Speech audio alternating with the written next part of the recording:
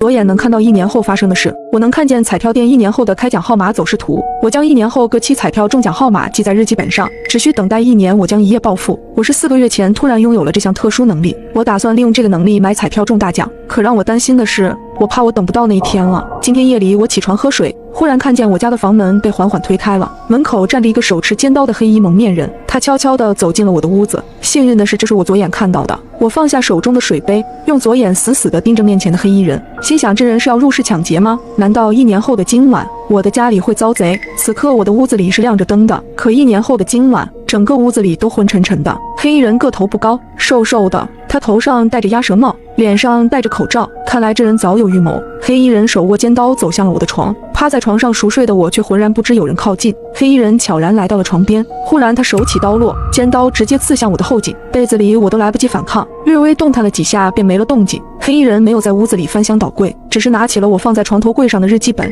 然后悄然离去。什么情况？1年后的今晚，我会在睡梦中被人一刀嘎了吗？而对方的目的正是那个记载了彩票中奖号码的日记本。我赶紧跟了出去，想要搞清楚害我的人是谁。黑衣人出了屋子，他绕过几栋楼房，然后穿过一条狭窄的巷子来到了后街。他来到了一座宾馆前面，然后径直走了进去。这是一家很普通的宾馆，黑衣人并没有在前台开房，他有意压低了帽檐，然后直奔楼上。黑衣人来到2楼和3楼之间的转角平台，他取下了头上的帽子，脱掉了身上的黑色大衣。她竟然是个女人，里面穿着裙装。他打开了他的包，一双高跟鞋被拿出换到了脚上。他取下了口罩，一张精致的脸尽显无疑。先前的黑衣人一下子变成了一个身穿裙装、脚踩高跟鞋的长发美女。1年后的今晚，我居然是被一个女人一刀捅死的。可这个女人我压根儿就不认识，她到底要干嘛？接着女人走上了3楼，然后敲响了304号房门，门很快就被打开了。开门的是一个中年男人，男人笑盈盈地看着门口的女人，然后一把将女人拉进了房间里，房门也随之被关上。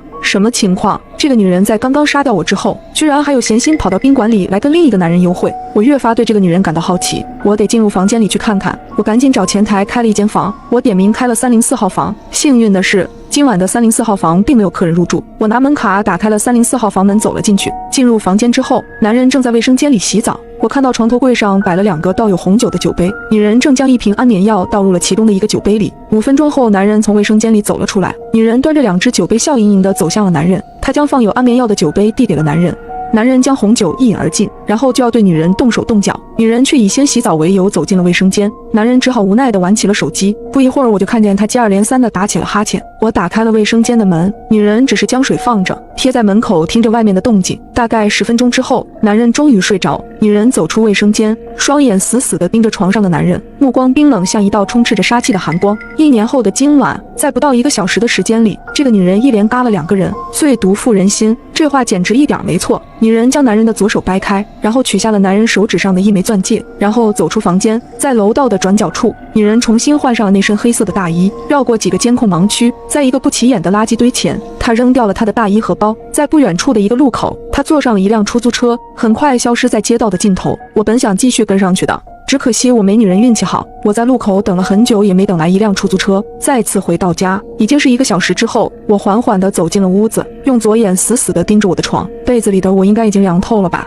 我是单身，身边没什么朋友，如果不出意外，我的尸体可能要好些天才会被人发现。可是1年后，我真的会这么不明不白地死掉吗？那个女人到底是谁？无论如何，我都要想办法做些什么，不能坐以待毙。这间屋子我肯定是不会再住下去了。天亮之后，我搬出了这间屋子，房租还有2个月到期，我打算先不退房，以便我随时回来查看1年后的情况。新的住处是我通过房产中介找到的，屋内家电齐全，属于拎包入住的那种。进了屋刚坐下，我就开始思考一个问题，既然我已经搬离了之前的住处，那么1年之后我又怎么可能还会死在原来的屋子里？难道1年后死在那间房子里的人不是我？我记得那人是趴着睡在床上的，昨夜我的左眼根本就没有看到那人的脸，如今我都已经离开了那里，那么1年后死在那里的人就一定不是我，唯一的可能就是下一任租客。可是我明明看到凶手拿走了床头柜上的日记本，我可以肯定那就是我的日记本，可此刻我的日记本就在我的身上。既然我人都已经离开了原来的住处，我的日记本又怎么会在1年之后出现在那间屋子里？就在我百思不得其解的时候，我忽然接到了我一哥们儿张三的电话。听说你不住原来那地儿了？是的，我已经搬出去了。可我记得房租还没到期吧？就这么走了不是浪费吗？那屋子我住不惯，反正也就多交了2个月房租，浪费就浪费吧。既然这样，那还不如便宜了我正愁没地儿住呢，我明早就搬过去，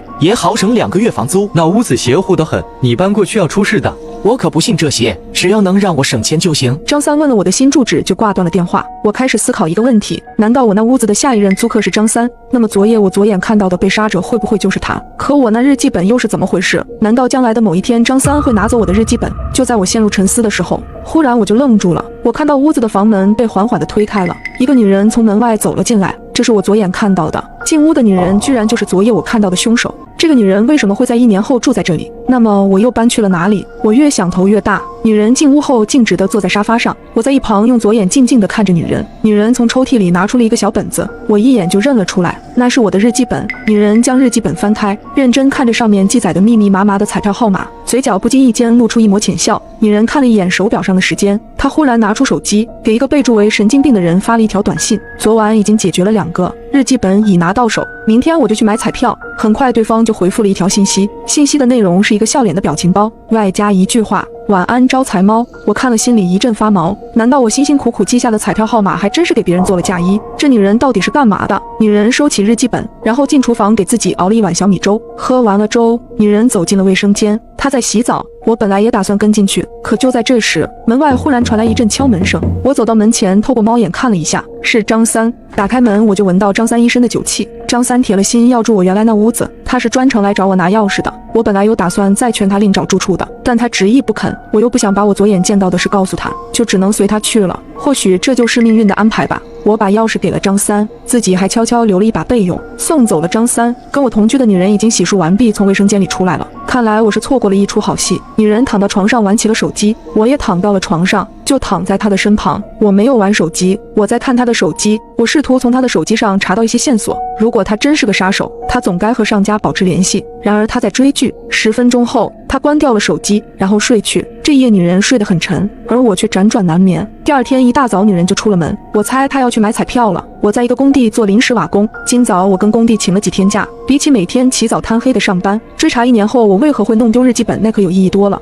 1年后我能不能发财，就靠这日记本了。女人前脚刚出门，我后脚就跟了出去。女人在路口叫了一辆出租车，我怕跟丢，赶紧在路口拦了一辆。师傅跟上前面那辆出租车。出租车师傅一脸懵逼地问我哪辆？我这才意识到自己说错了话，然后就让师傅一直往前开，我让停就停。果然女人在一个彩票店附近下了车，然后直接进了彩票店。女人早已从我的日记本上记熟了下一期的中奖号码，她直接让店员按她说的号买了一注。随后女人穿过了几条巷子，她走进了一个比较破烂的小区，菊园小区。她在一棵大树下的石凳上坐下，然后盯着不远处的一条巷子，久久不曾动过一下。我也在她身旁坐下看，我猜她应该是在等人，难道她是在等下一个作案目标吗？女人在大树下坐了1天，我也在这儿守着女人坐了1天。女人似乎并没有等到她要等的人，直到晚上9点多，女人回到了住处，几乎是跟昨晚同一个时间。女人再次用手机给那个叫神经病的人发了一条短信：今晚我没等到目标，明天我再去。很快对方回复了信息，依旧是一个笑脸的表情包，外加同样一句话：晚安招财猫。10分钟后，她关掉了手机，然后睡去。这夜女人依旧睡得很沉，而我依旧辗转难眠。第二天一大早，女人再次来到了菊园小区，然后在大树下一坐又是1天。第3天、第4天，连着好几天都是如此。不过让我感到奇怪的是，女人每天都有买彩票，可我却没看到她兑过1次奖。女人继续每天都去菊园小区。今天因为工地赶工期缺人，我硬被包工头叫去加班，所以就没能跟去菊园小区。一直到晚上10点下班回家，我发现女人还没有回来，于是就打算去菊园小区看看。到了菊园小区之后，我果然看见女人在那棵大树下的石凳上坐着，她的目光依旧盯着不远处的那条深巷。当我来到巷口时，突然我好像听到巷子深处传来一声女人的呼救声。我仔细听了一下，声音很沉闷，好像是一个女人被人捂住口鼻后发出来的。我朝巷子里望去，依稀看到角落里有几个人影，这是我右眼看到的，是当下的现实。沉闷的呼救声依旧断断续续传来，随之一起的还有从几个男人嘴里传来的污秽言语。我意识到巷子里正在发生着什么，于是赶紧报了警。警察说大约5分钟能赶到。巷子里女人的声音越来越弱，我怕等不到警察来就要出事情，于是我鼓足勇气冲进了巷子里。我冲里面的人说我报了警。很快从巷子里冲出来几个人影，他们都戴着鸭舌帽，脸上也都戴了口罩。我看到总共有3个人，他们手里都拿着铁棍，有2个直接抡着铁棍就朝我砸来。我身上挨了5、6下，头上也挨了2下，好在碍于警察马上就到，3个人扔下棍子就跑了。我倒在地上喘着气，看了看巷子里，再扭头看了看不远处的大树下。巷子深处躺着一个女人，大树下坐着一个女人。巷子里的女人是我右眼看到的，大树下的女人是我左眼看到的。她们2个长得好像，我感觉头昏脑胀。最后晕了过去。再次醒来已经是第2天了，医生告诉我并无大碍，只是有点轻微的脑震荡。我的病床旁还守着2名警察，他们告诉我，昨晚一个乡下来的打工妹在下班途中被3个小混混掳走，并带到了菊园小区里的那条巷子里，女人被他们用药物迷倒，并对女人实施了侵犯。若不是我报警，女人可能因吸入大量迷药致死。而那3个人明显是有预谋的作案，他们选在监控盲区，并戴了口罩和帽子，到现在还没有抓到。不过我却在思考另一个问题，我左眼看到的那个1年后的女人，为什么每天都会去菊园小区的巷口坐着？那个地方正好是昨晚的案发现场，这2件事之间会不会有某种关联？1年后的那个女人已经一连杀了2个人，从她给那个叫神经病的人发的短信内容来看，她至少还要再杀1个人，刚好也是3个人。她杀人会不会是出于报仇的目的？我向警方询问能不能见一见昨晚那个被侵犯的女人，结果被警察拒绝了。警方给出的理由是，受害者受了很大的刺激，现在是一种很封闭的状态，抗拒跟任何人见面。下午我出院了，途中我又路过我原来的住处，我左眼看到楼下拉起了警戒线，有不少警察从楼房里进进出出，看来是1年后死在屋子里的我终于被警察发现了。我赶紧走进楼房，想要用左眼确认一下1年后死在屋子里的究竟是不是我，可此刻现实世界里门是关着的。我赶紧敲了敲门，开门的是浑身酒气的张三，看到我突然到访，他似乎表现得有些惊愕。很快我就发现屋子里除了张三还有另外2个人，更让我惊讶的是，其中一个中年人我还见过，准确的说是我左眼见过，居然就是1年后死在宾馆304号房里的那个男人。他在1年后会被那个女人用安眠药杀死。我右眼看到桌子上都是外卖和满地的酒瓶。张三向我介绍那2人是他的好哥们，一个叫李四，另一个叫王五。1年后死在宾馆304号房的男人就是李四。张三还拉着我坐下跟他们一起喝酒，我一边应酬一边用左眼扫视四周，尸体已经被翻过身来，我看到了尸体的脸，真的是张三。1年后那个女人先后杀死了张三和李四，那么她下一个目标会不会就是这个王五？如果女人杀人的目的是出于报仇，那么昨晚的犯罪者就是我面前的这3个人。这是李四问我，兄弟，你额头上的伤是怎么回事？我不确信他问我头上的伤是出于关心还是有别的目的。眼下这个情形，我只好如实说了我昨晚的遭遇。李四问我昨晚有没有看清那些不法分子的脸，警察有没有查到什么线索。当听到我给出的都是否定的答案之后，他们3个似乎才松了一口气。晚上回到家，女人已经先我1步回来了，她正在给那个叫神经病的人发短信，短信的内容是，等我给你报了仇，我就离开这里去陪你。很快对方回复了信息，仍旧是一个笑脸的表情包，外加同样一句话，晚安招财猫。女人发出去的短信让我有种很不好的预感，留给我的时间不多了，我想是时候该向她问清楚了。我想到了一个办法，我拿起一支黑色的记号笔，在窗边的墙壁上写下了3个大字，你是谁？如果在接下来1年的时间里没有人擦掉我写在墙壁上的字，那么此刻女人身旁的墙壁上就应当也会有这3个字。女人很快就注意到了墙壁上突然出现的大字，她吓得连忙后退。我赶紧又补充了1行字，你不用害怕，我不会害你，我只是想知道你是谁。女人显然有些慌了，她紧张地看向四周，然后盯着墙上的字在说着什么。我赶紧又在墙壁上写道，我无法听到你的声音，你可以用笔写下来，写在纸上或者墙壁上，我都能看见。他赶紧用一支红色的记号笔在墙壁上颤抖地写下了3个字，你是谁？我考虑了一下，随即在墙上写道，我是一个能看到未来的人，我和你的时间相差了1年。女人有所迟疑，显然她还是不信。我赶紧又把这几天我左眼看到的一切都写了下来，包括我看到他先后杀了2个人，还有他发出去的短信内容。女人看后陷入了沉思，终于她好像开始相信了。她写字问我，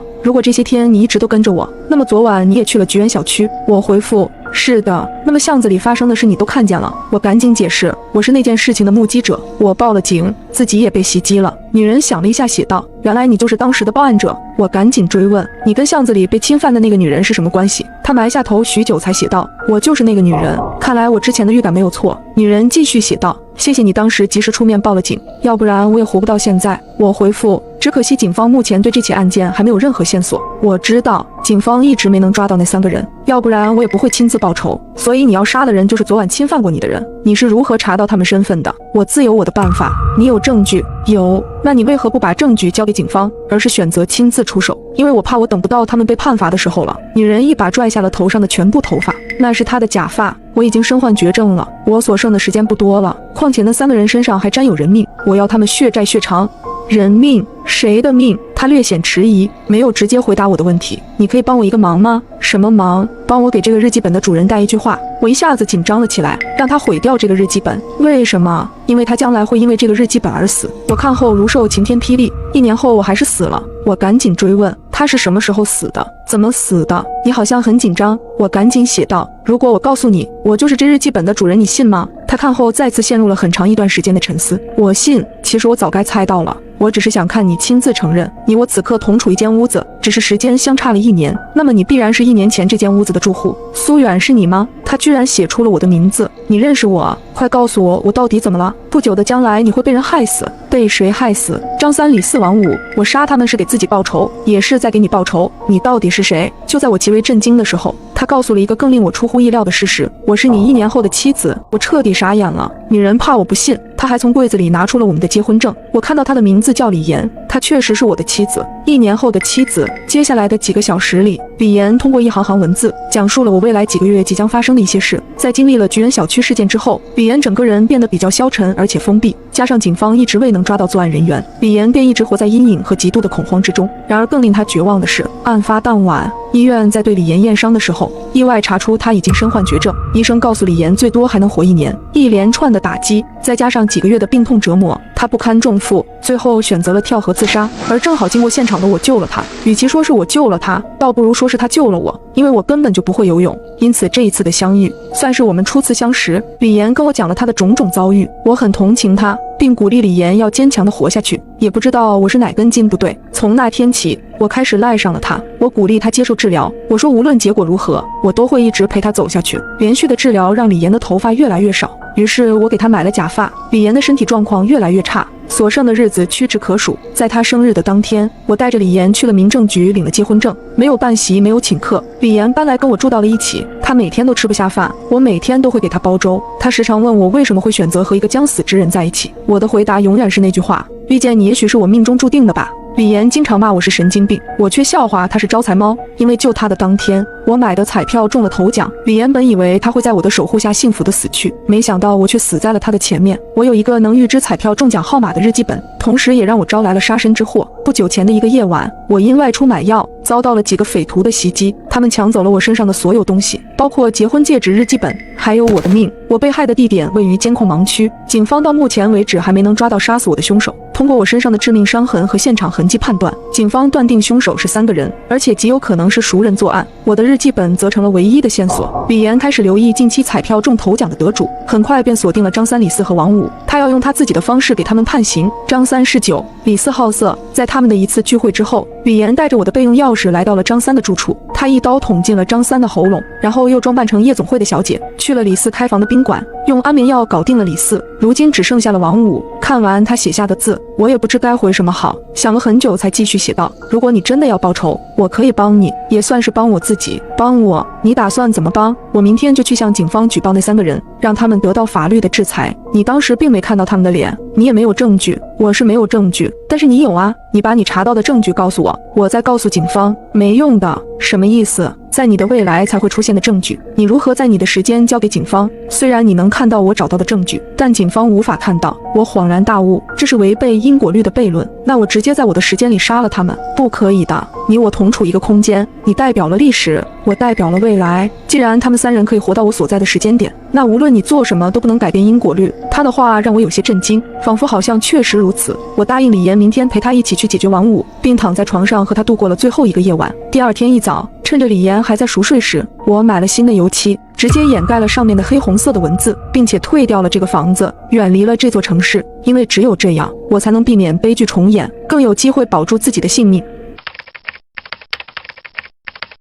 21晚上12点秒杀时，我点了一杯奶茶，超时了1个小时。我给骑手打了10通电话，都无人接听，气得我私信骑手要投诉他，给他差评。1分钟后，骑手礼貌回复：实在不好意思呀，妹妹，上一个给差评的人骨头太硬了，我锯子都给磨钝了。放心，马上到你家。此时外卖软件上显示骑手距您500米。看到这个回复，我直接被气笑了。送外卖超时了不说，还有脸来吓唬我。我直接一个差评送给他，然后打字回复他：没事的大哥，奶茶晚点送也可以。昨天给我送外卖的小哥，肉质太老了卡牙，我正用高压锅压呢。吓人和口嗨谁不会？我把手机扔在了一边，便不再理会。看了一会儿书，我的心情稍微平复了一下，开始有些后怕了。我很担心自己刚才的行为会激怒骑手，万一他真的是个疯子。越想越害怕，他知道我家地址，我的外卖地址都是精确到门牌号的。我想了想，觉得好汉不吃眼前亏，我快速收拾了一个小包，蹑手蹑脚地打开了门，去了对面的603。这间房是我准备毕业后用来干直播的，比较清静，户型小。我没有告诉过任何人。过道里漆黑一片，我放轻了步子，竭力控制自己不惊动过道的声控灯。突然5楼有人咳嗽了1-2声，接着是重重的脚步声，有人上来了，我的心狂跳起来。我赶忙跑到了603，关上了门。是那个骑手来了吗？我悄悄地转过了身子，把眼睛贴在了猫眼上。一个穿着明黄色衣服的小伙提着一杯奶茶，他神色如常，没有丝毫愤怒的样子。他看了眼楼道的号码过后，就急匆匆地上楼了。我松了口气，原来不是给我送奶茶的骑手呀，真是自己吓自己。我擦了擦额头的汗，准备在沙发上将就一晚，明天再想办法。手机铃声突然响了起来，这突兀的一声响，在黑夜显得格外可怕。我被吓得一个机灵，连忙把电话挂断了。是住在我楼上的学姐，比我大2届，她人很好，平时对我也很照顾。我刚想给她回个消息，告诉她自己已经睡了，有什么事明天说，学姐的信息就发过来了。酱汁，你的奶茶怎么送到我这里来了？我赶紧打开外卖软件，发现自己居然把地址填错了。我把地址填成了学姐的了，因为上次学姐帮我修过手机之后，我为了感谢她，请她吃了炸鸡，后来又给她点过几次外卖，不小心把她的地址设成默认的了。而那个骑手就是给我发威胁信的那个，我的心里陡然害怕起来。我咽了口口水，试探性回复：学姐，你开门了？对呀。怎么了？发生什么事了吗？我一开门，那个骑手就疯狂给我道歉，说自己路上有事耽搁了，才把奶茶送晚了，求我不要给他差评。酱汁那小伙子挺诚恳的，都快哭了。社会上挣点钱不容易，一个差评要扣人家几百块，你就别给人家差评了。行，我的心稍微安了一下。虽然不太赞同学姐的话，骑手把餐送迟了还恐吓我，我给他差评是天经地义的，但多一事不如少一事。原来骑手真的是口嗨，我让他把奶茶给你送下去了。看到这一句，我的瞳孔猛地放大。虽然确定了骑手是口嗨，但他说过的那些话总让我有些膈应。现在又这么晚了，我还是有点害怕。我刚想说不用了，把奶茶送给骑手了，门外就传来了震天响的敲门声。我把耳朵紧紧贴在了门上，是对面的门。我突然想起我表妹还在屋里睡觉，她今天来我这里玩，我居然把她给忘了。我连忙打字想提醒她不要开门，门就被砰的一声打开了。敲什么敲？大晚上的，还让不让人睡了？表妹的嗓门很大，中气十足。对不起，真的对不起，我是来送外卖的，超时了这么久，真的太不好意思了。什么外卖？酱女士的奶茶。我姐的，算了，给我就行了，你往里面看什么看？别把地给我踩脏了。我心下一惊，表妹说话向来是口无遮拦的，我很讨厌她，但也担心她把这个脑子不太正常的骑手给惹怒了。要是她出了什么问题，我是要承担责任的。我直起了身子，从猫眼往外看，骑手背对着我，昏黄的灯光下，他的衣服脏兮兮的，有几块橙黄色的污渍，看着挺像血的。我刚要仔细看，骑手猛地扭过了头，猫眼里他的脸扭曲变形起来，连嘴角的弧度都诡异了几分，像是能隔着门直接看到门内的我。我被吓得差点惊叫出声，我赶紧捂住了自己的嘴，瘫坐在了门前。门外很久都没有说话声传来了，该不会表妹真的遇害了吧？我强迫自己镇定下来。送到了你就走吧。表妹的声音再次传来，砰的一声，门被用力地关上了。楼梯间又归于宁静，再次看向猫眼时，只能看到一片漆黑。那个骑手走了吗？我的心还是没有完全放下。表妹的消息弹出来了，姐，你到哪里去了？是不是一个人偷偷出去玩了？居然不带我，小心我把你的小秘密都告诉你爸妈。你先睡，明天带你玩。你点的那杯奶茶我喝了，喝吧喝吧。我烦躁地回复了句。这些事情把我弄得睡意全无，我把媒体音量调到了最低，坐在沙发上刷了会儿抖音。表妹1周前发的视频弹了出来，是感叹脆皮大学生的。她说自己喝换了牛乳的奶茶，把自己喝进了医院，说自己以后喝奶茶可要认真检查了。我表妹她乳糖不耐受，她平时很注意这个。我那杯奶茶是加了牛乳的，奶茶杯上也写了的，那她为什么还要喝？我心里有了不好的猜测，难道刚才和我聊天的人不是我表妹？怀疑刚刚和我聊天的人不是我表妹，而是那个变态的骑手。表妹很可能已经遇害了。我正琢磨着，表妹的视频电话突然打来了，我犹豫了一下，还是接了起来。虽然有可能会看到一些恐怖的画面，但是接了视频就可以确定表妹的安全了。表妹的脸占据了整张屏幕，表情也很正常，她没遇害。表妹葡萄核大小的眼睛眯成了一条缝，显得诡异又恐怖。姐，你到底在哪儿呀？她的嘴开开合合。在朋友家，他失恋了，我安慰他，不用担心我，你自己早点睡。我随便编了一个理由回答她。你还有朋友？我听姨妈说你可不合群了，都没朋友的。